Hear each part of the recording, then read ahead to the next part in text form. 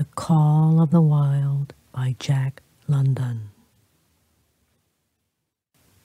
Chapter 7. The Sounding of the Call. When Buck earned $1,600 in 5 minutes for John Thornton, he made it possible for his master to pay off certain debts and to journey with his partners into the East after a fabled lost mine, the history of which was as old as the history of the country. Many men had sought it, few had found it, and more than a few there were who had never returned from the quest. This lost mine was steeped in tragedy and shrouded in mystery. No one knew of the first man. The oldest tradition stopped before it got back to him. From the beginning, there had been an ancient and ramshackle cabin. Dying men had sworn to it, and to the mine, the site of which it marked, clinching their testimony with nuggets that were unlike any known grade of gold in the Northland. But no living man had looted this treasure house, and the dead were dead. Wherefore, John Thornton and Pete and Hans, with Buck and half a dozen other dogs, faced into the east on an unknown trail to achieve where men and dogs as good as themselves had failed. They sledded 70 miles up the Yukon, swung to the left into the Stewart River, past the Mayo and the McQuestion, and held on until the Stewart itself became a streamlet, threading the upstanding peaks which marked the backbone of the continent. John Thornton asked little of man or nature. He was unafraid of the wild. With a handful of salt and a rifle, he could plunge into the wilderness and fare wherever he pleased, and as long as he pleased. Being in no haste, Indian fashion, he hunted his dinner in the course of the day's travel, and if he failed to find it, like the Indian, he kept on traveling, secure in the knowledge that sooner or later he would come to it. So, on this great journey into the East, straight meat was the bill of fare. Ammunition and tools principally made up the load on the sled, and the time card was drawn upon the limitless future. To Buck, it was boundless delight, this hunting, fishing, and indefinite wandering through strange places. For weeks at a time, they would hold on steadily, day after day, and for weeks upon end, they would camp here and there, the dogs loafing and the men burning holes through frozen muck and gravel and washing countless pans of dirt by the heat of the fire. Sometimes they went hungry. Sometimes they feasted riotously, all according to the abundance of game and the fortune of hunting. Summer arrived, and dogs and men packed on their backs, rafted across blue mountain lakes, and descended or ascended unknown rivers in slender boats whipsawed from the standing forest. The months came and went, and back and forth they twisted through the uncharted vastness where no men were, and yet where men had been. If the lost cabin were true, they went across divides and summer blizzards, shivered under the midnight sun on naked mountains, between the timberline and the eternal snows, dropped into summer valleys amid swarming gnats and flies, and in the shadows of glaciers picked strawberries and flowers as ripe and fair as any the Southland could boast.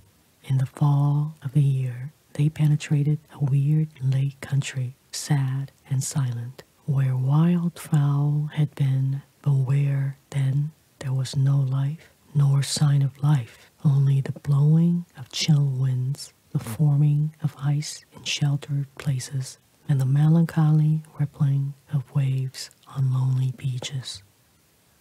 And through another winter they wandered on the obliterated trails of men who had gone before.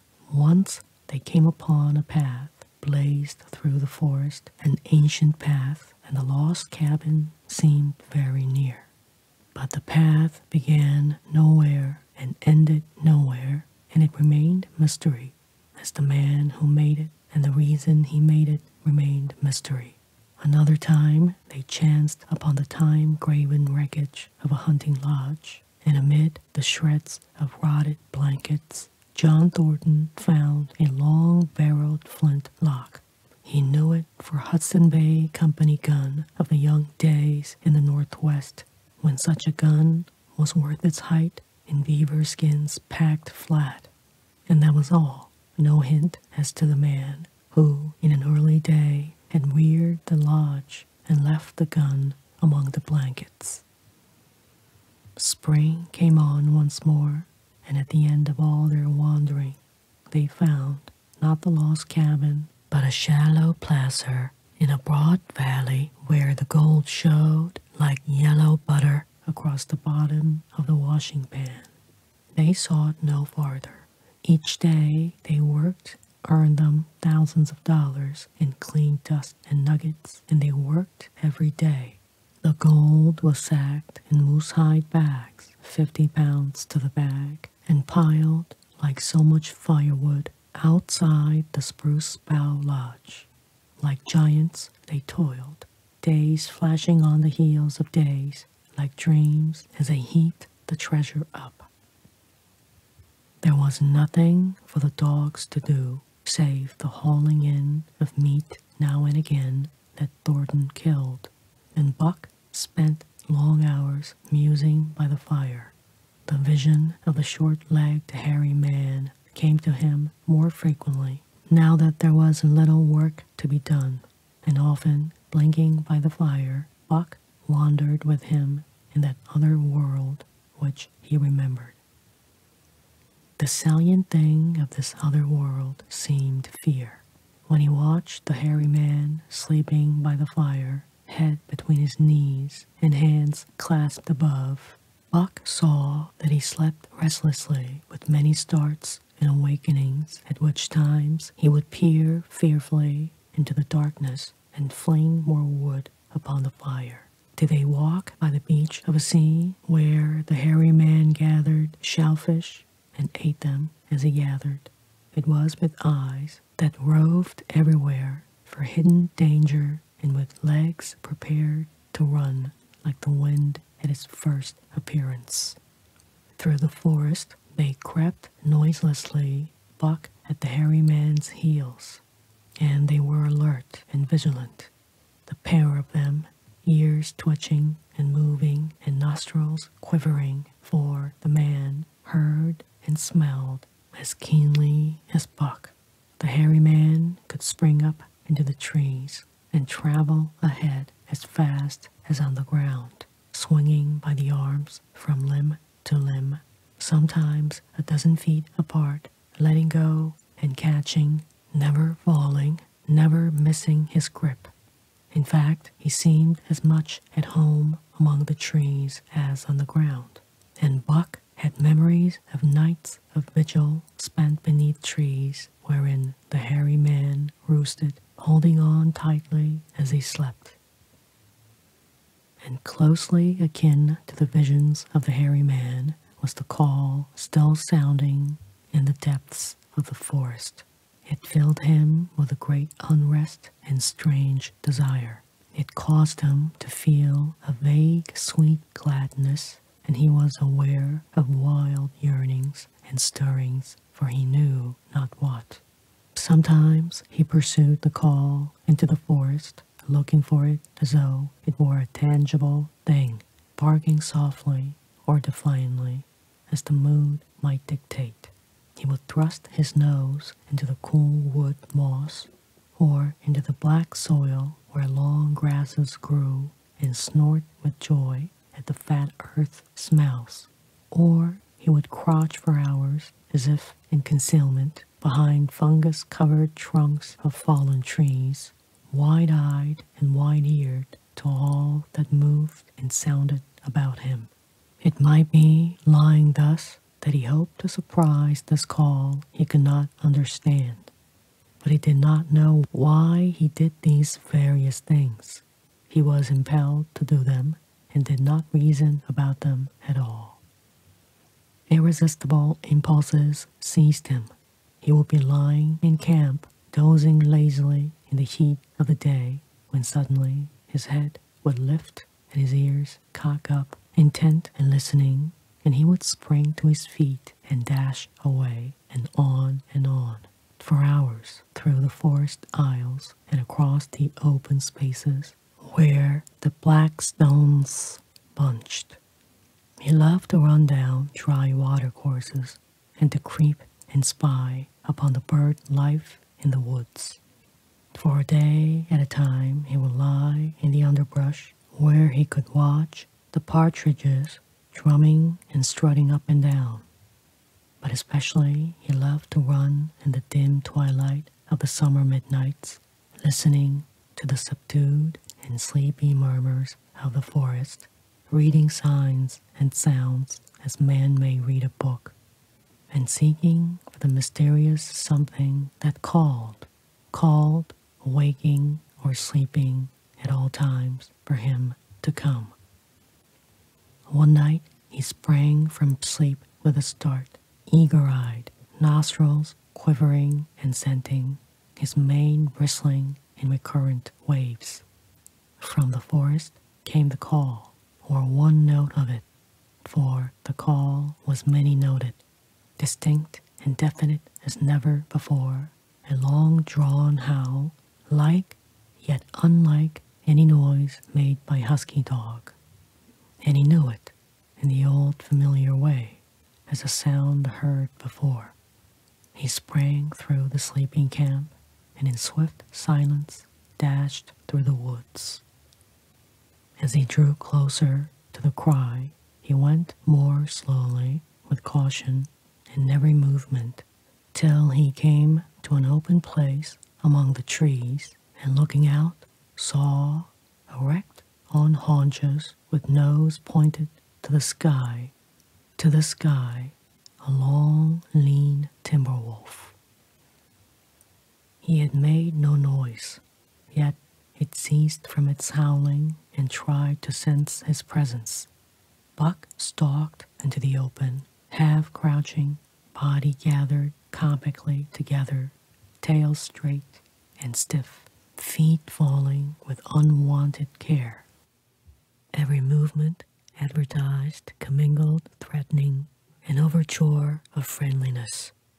It was the menacing truce that marks the meeting of wild beasts that prey.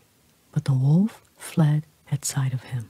He followed with wild leapings in a frenzy to overtake. He ran him into a blind channel in the bed of the creek where a timber jam barred the way. The wolf whirled about, pivoting on his hind legs after the fashion of Joe and of all cornered husky dogs, snarling and bristling, clipping his teeth together in a continuous and rapid succession of snaps. Buck did not attack, but circled him about and hedged him in with friendly advances.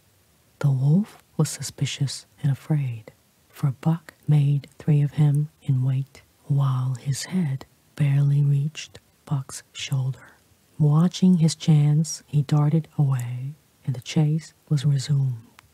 Time and again he was cornered, and the thing repeated, though he was in poor condition, or Buck could not so easily have overtaken him. He would run till Buck's head was even with his flank, when he would whirl around at bay, only to dash away again at the first opportunity. But in the end, Buck's pertinacity was rewarded, for the wolf, finding that no harm was intended, finally sniffed noses with him. Then they became friendly and played about in the nervous, half-coy way with which fierce beasts belie their fierceness. After some time of this, the wolf started off at an easy lope in a manner that plainly showed he was going somewhere. He made it clear to Buck that he was to come, and they ran side by side through the somber twilight, straight up the creek bed into the gorge from which it issued, and across the bleak divide where it took its rise. On the opposite slope of the watershed, they came down into a level country where were great stretches of forest and many streams, and through these great stretches they ran steadily, hour after hour, the sun rising higher and the day growing warmer. Buck was widely glad. He knew he was at last answering the call. Running by the side of his wood brother toward the place from where the call surely came. Old memories were coming upon him fast, and he was stirring to them as of old he stirred to the realities of which they were the shadows.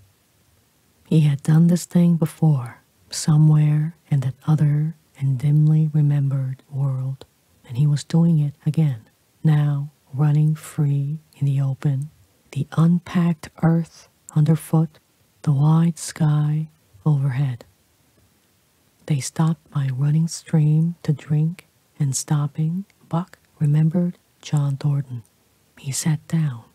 The wolf started on toward the place from where the call surely came, then returned to him, sniffing noses and making actions as though to encourage him. But Buck turned about and started slowly on the back track.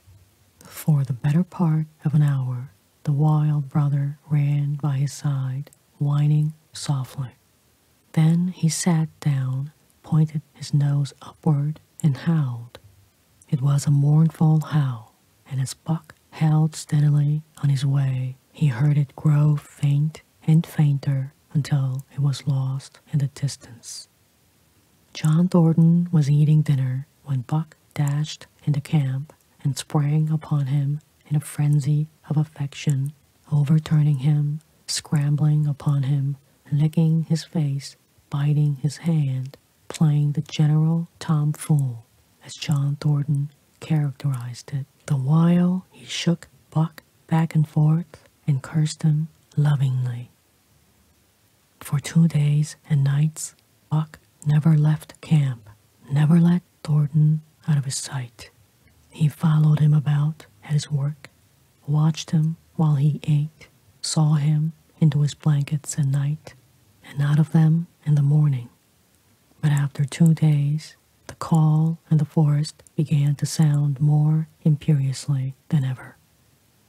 Buck's restlessness came back on him, and he was haunted by recollections of the wild brother and of the smiling land beyond the divide and the run side by side through the wide forest stretches. Once again he took to wandering in the woods, but the wild brother came no more, and though he listened through long vigils, the mournful howl was never raised. He began to sleep out at night, staying away from camp for days at a time, and once he crossed the divide at the head of the creek and went down into the land of timber and streams. There he wandered for a week, seeking vainly for fresh sign of the wild brother, killing his meat as he traveled, and traveling with a long, easy lope that seems never to tire.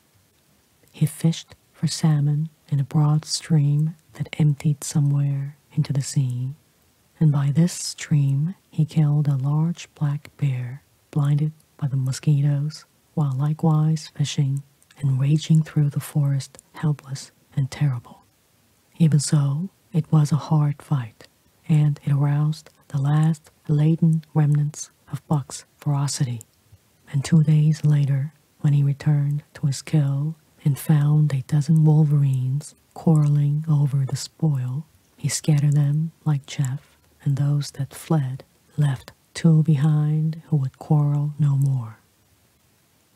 The blood longing became stronger than ever before.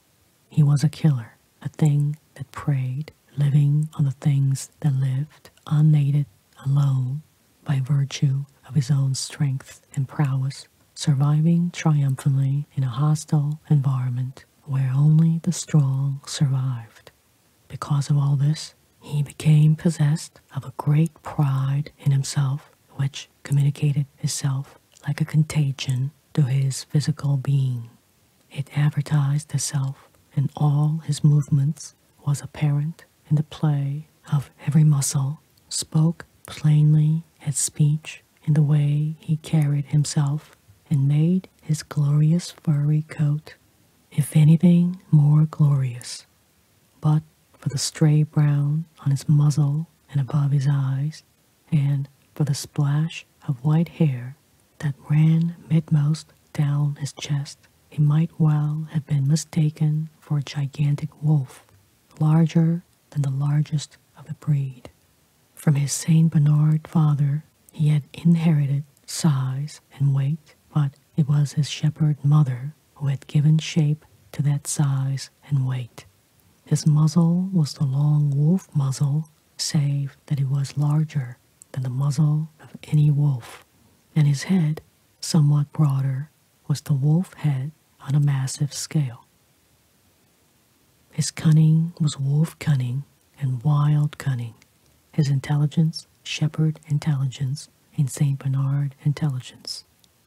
And all this, plus an experience gained in the fiercest of schools, made him as formidable a creature as any that roamed the wild. A carnivorous animal living on a straight meat diet, he was in full flower, at the high tide of his life, overspilling with vigor and virility. When Thornton passed a caressing hand along his back, a snapping and crackling followed the hand, each hair discharging its pent magnetism at the contact. Every part, brain and body, nerve tissue and fiber, was keyed to the most exquisite pitch. And between all the parts, there was a perfect equilibrium or adjustment. The sights and sounds and events which required action, he responded with lightning-like rapidity. Quickly as a husky dog could leap to defend from attack or to attack, he could leap twice as quickly. He saw the movement or heard sound and responded in less time than another dog required to compass the mere seeing or hearing. He perceived and determined and responded in the same instant. In point of fact, the three actions of perceiving, determining, and responding were sequential, but so infinitesimal were the intervals of time between them that they appeared simultaneous. His muscles were surcharged with vitality and snapped into play sharply like steel springs. Life streamed through him in splendid flood, glad and rampant until it seemed that it would burst them asunder in sheer ecstasy and pour forth generously over the world. Never was there such a dog, said John Thornton one day as the partners watched Buck marching out of camp. When he was made, the mold was broke, said Pete. By jingo, I think so myself, Hans affirmed. They saw him marching out of camp, but they did not see the instant and terrible transformation which took place as soon as he was within the secrecy of the forest. He no longer marched. At once he became a thing of the wild, stealing along softly, cat-footed, a passing shadow that appeared and disappeared among the shadows. He knew how to take advantage of every cover, to crawl on his belly like a snake, and like a snake to leap and strike.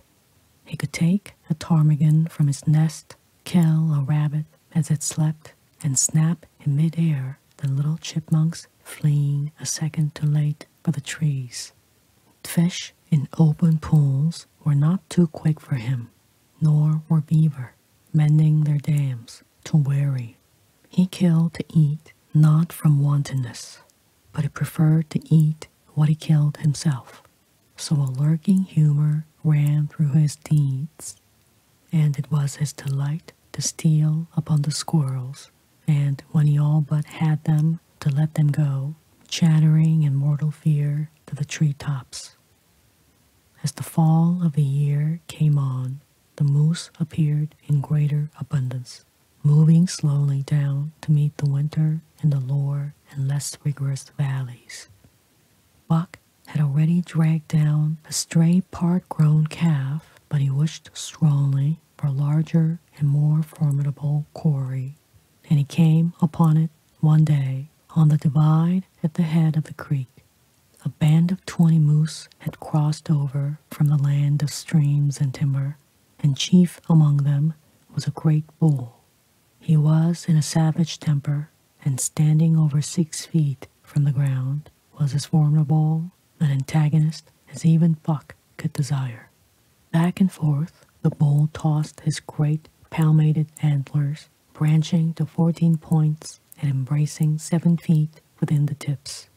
His small eyes burned with a vicious and bitter light, while he roared with fury at sight of Buck.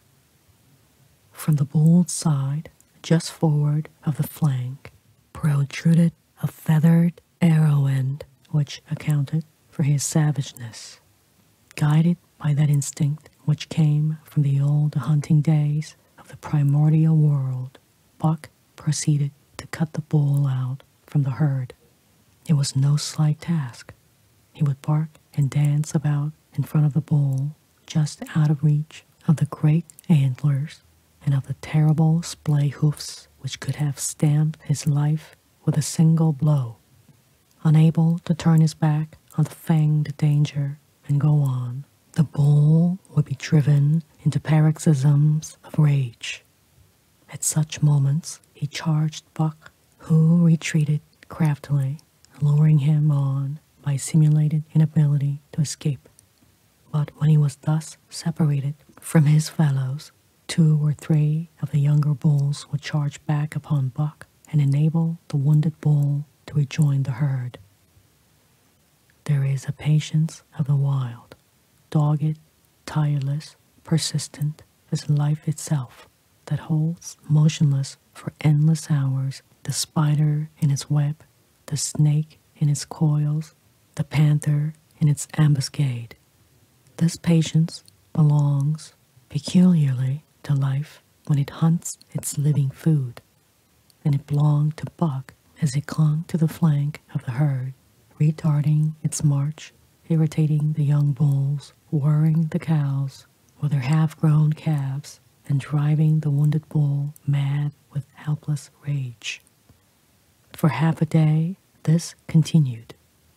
Buck multiplied himself, attacking from all sides, enveloping the herd in a whirlwind of menace, cutting out his victim as fast as it could rejoin its mates, and wearing out the patience of creatures preyed upon, which is a lesser patience than that of creatures preying. As the day wore along and the sun dropped to its bed in the northwest, the darkness had come back and the fall nights were 6 hours long. The young bulls retraced their steps more and more reluctantly to the aid of their beset leader. The downcoming winter was harrying them on to the lower levels, and it seemed they could never shake off this tireless creature that held them back. Besides, it was not the life of the herd or of the young bulls that was threatened. The life of only one member was demanded, which was a remoter interest than their lives, and in the end they were content to pay the toll. As twilight fell, the old bull stood with lowered head, watching his mates, the cows he had known, the calves he had fathered, the bulls he had mastered, as they shambled on at a rapid pace through the fading light. He could not follow, for before his nose, Neat, the merciless fang terror that would not let him go. 300 weight, more than half a ton, he weighed. He had lived a long, strong life, full of fight and struggle, and at the end he faced death at the teeth of a creature whose head did not reach beyond his great knuckled knees. From then on, night and day, Buck never left his prey, never gave it a moment's rest, never permitted it to browse the leaves of trees or the shoots of young birch and willow. Nor did he give the wounded bull opportunity to slake his burning thirst in the slender, trickling streams they crossed. Often, in desperation, he burst into long stretches of flight.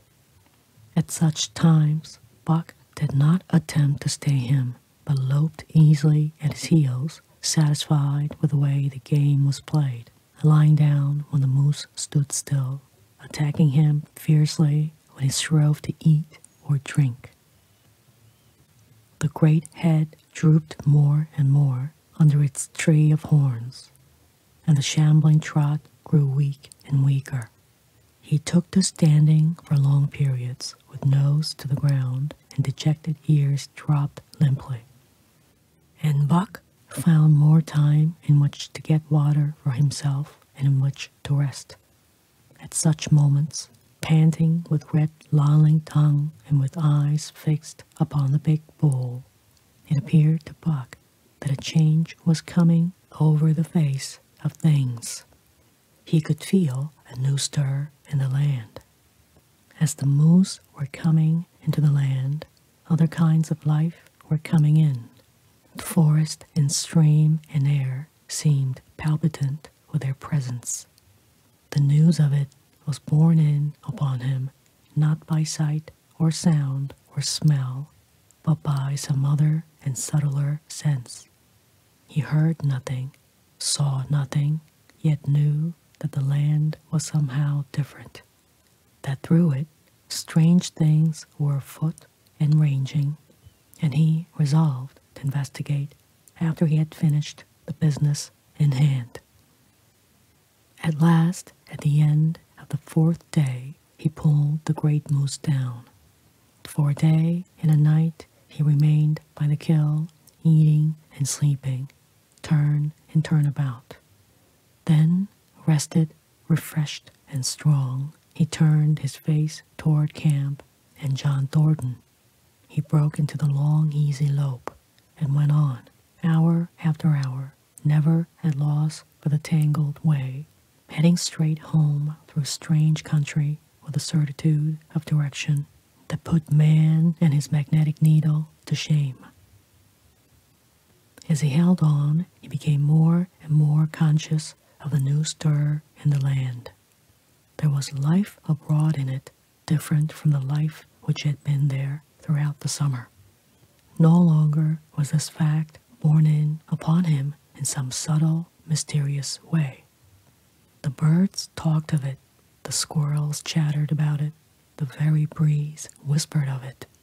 Several times he stopped and drew in the fresh morning air in great sniffs, reading a message which made him leap on with greater speed. He was oppressed with a sense of calamity happening, if it were not calamity already happened. And as he crossed the last watershed and dropped down into the valley toward camp, he proceeded with greater caution.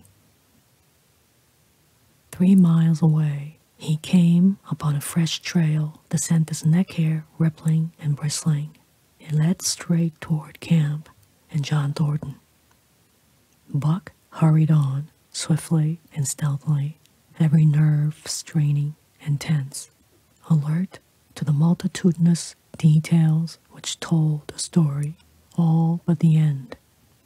His nose gave him a varying description of the passage of a life on the heels of which he was traveling.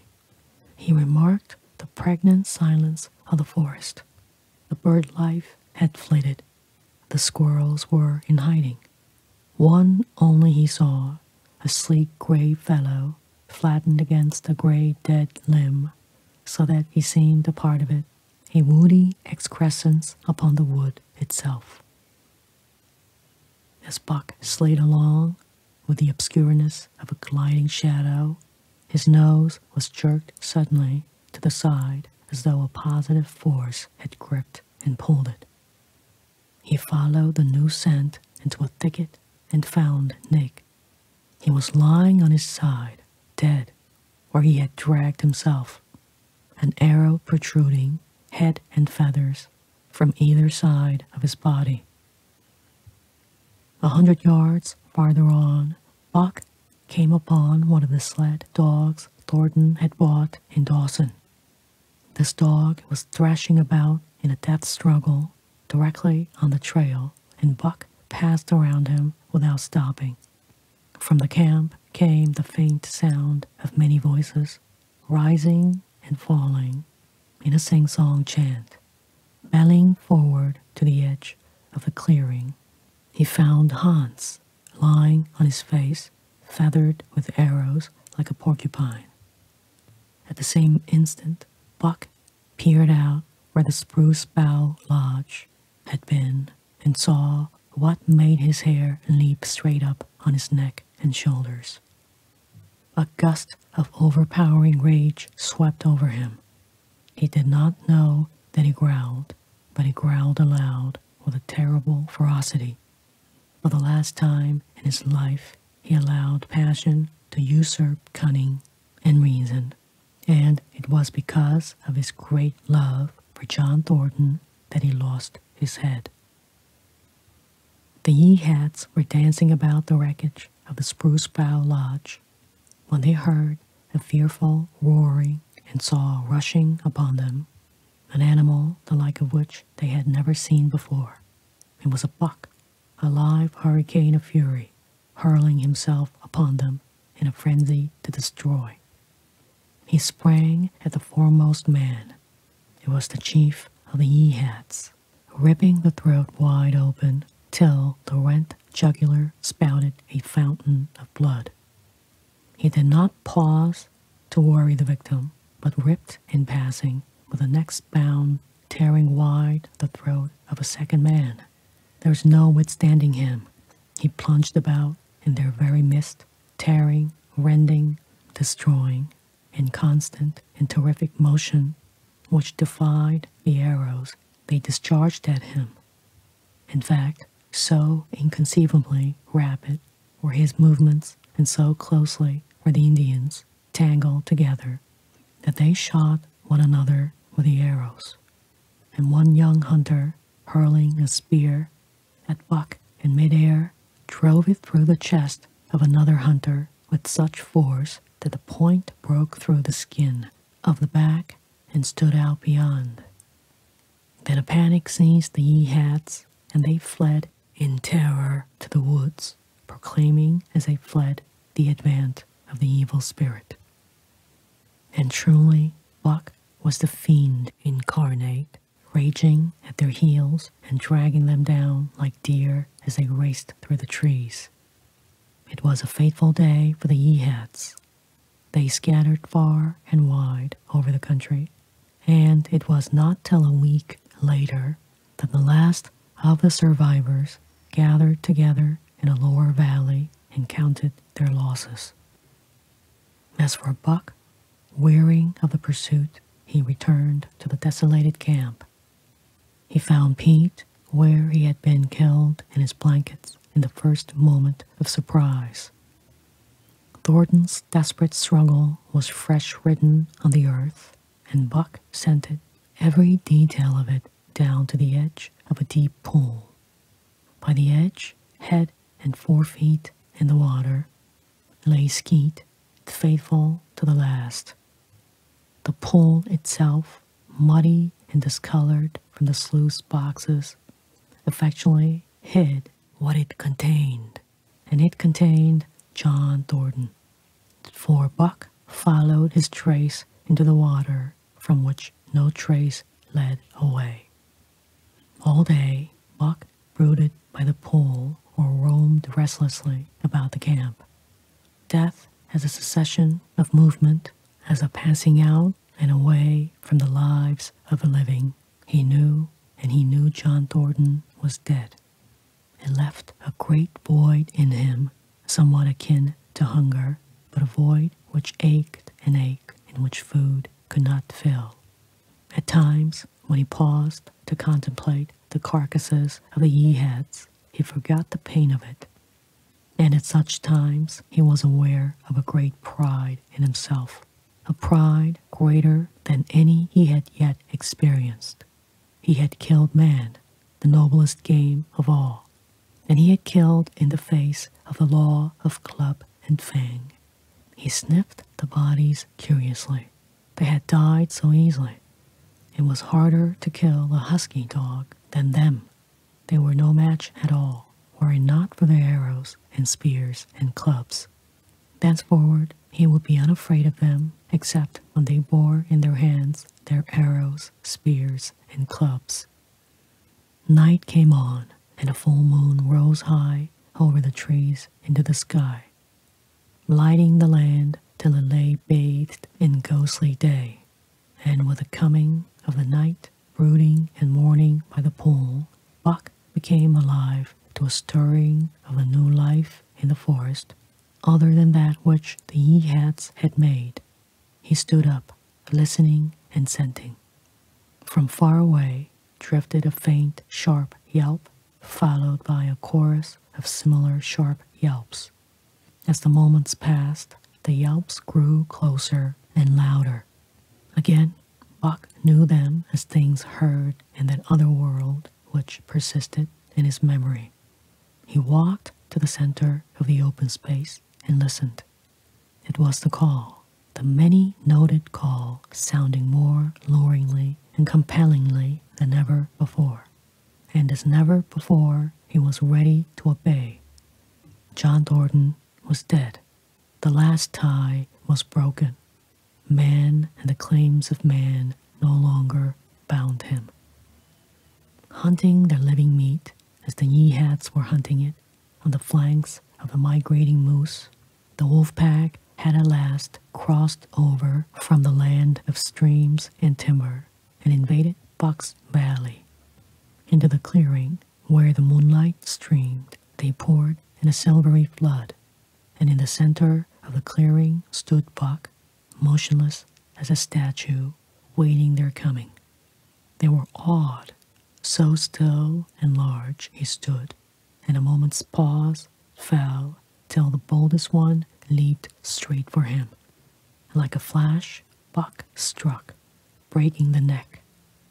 Then he stood, without movement, as before, the stricken wolf rolling in agony behind him.